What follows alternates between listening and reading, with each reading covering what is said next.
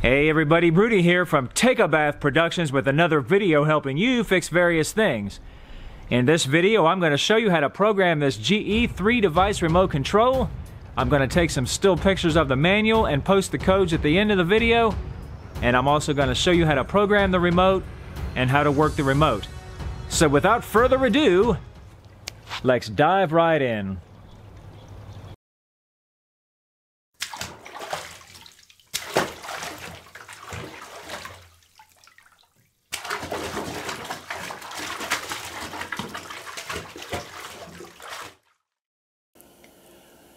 So, as with all universal remotes, you want to make sure that you have a fresh set of batteries, or sort of fresh. They go right here in the back. You got two AAA batteries right there.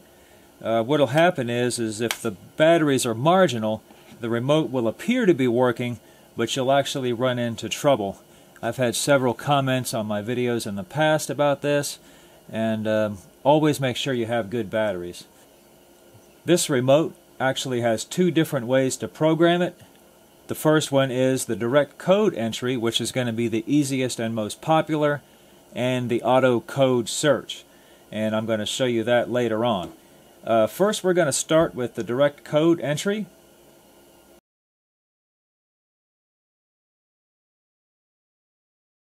You're going to want to locate the list that your remote came with.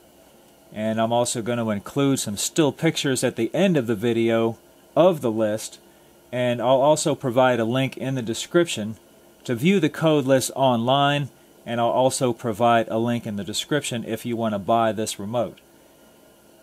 So, in my first example, I'll be programming the remote to a Vizio TV, and that's going to be using code 5561. So you're going to want to manually turn on the device that you want to control. In my case, it's a TV. By the way, any of these device buttons can control any device. For example, the DVD isn't tied to a DVD. You can use the DVD button to control an amplifier or an Apple TV or whatever, a TV. And the other buttons are all the same way. So press and hold the setup button to get it into programming mode right there. Press TV, that's going to be the device button we're going to be using in this case, and enter 5561. The light went out. If you put in a wrong code, that light will stay on. And by the way, this procedure has to be done within about 35 seconds or the remote will enter setup mode and you'll have to start over. Most devices listed have several codes, and if the first one works one thing but not the other, for example, it'll turn on and off and you don't have volume or menu or input or whatever, try the next code on the list until you find the best code for the device. I get this all the time. My TV won't come on.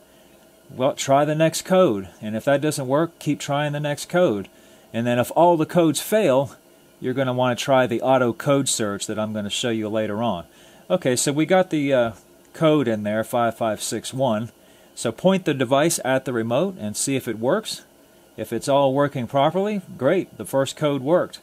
So you're going to want to repeat this process for the other devices using the respective device buttons for the device that you want to program. Next, we're going to do a Bose soundbar. Okay, same thing as before. Press and hold setup. Red light came on. Now we're going to be putting the Bose on this cable SAT button since I don't have a cable SAT to set up, and the device code for that is 0886. Okay, I've already tested the code, it works perfectly. Okay, moving on to DVD, I'll be using a Sony DVD. I set up again. DVD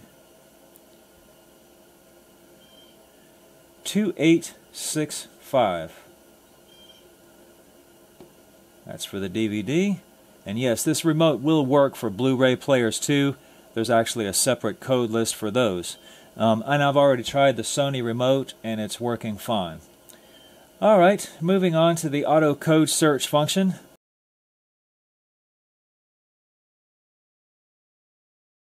The auto code search is an alternative in case you can't find any codes to work with your device.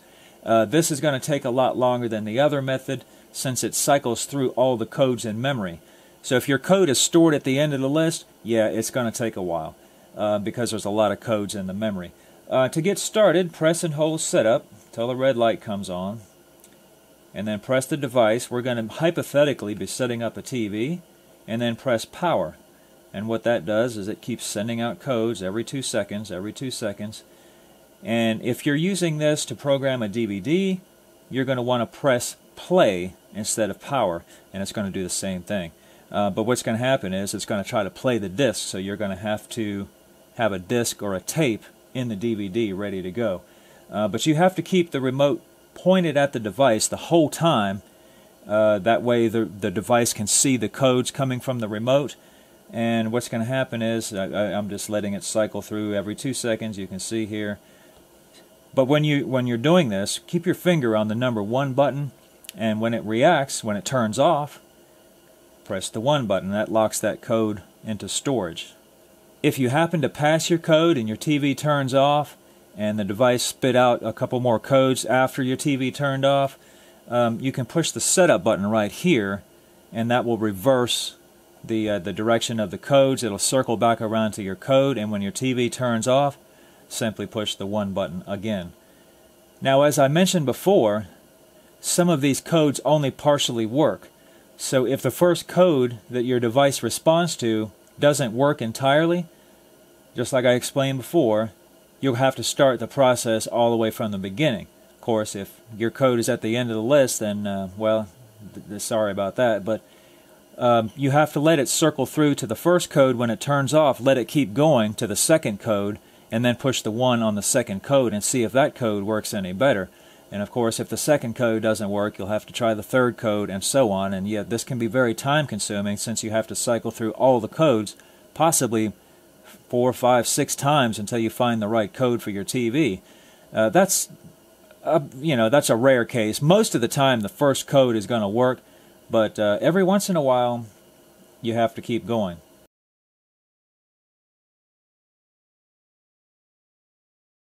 I just wanted to show you one more thing, the master volume function.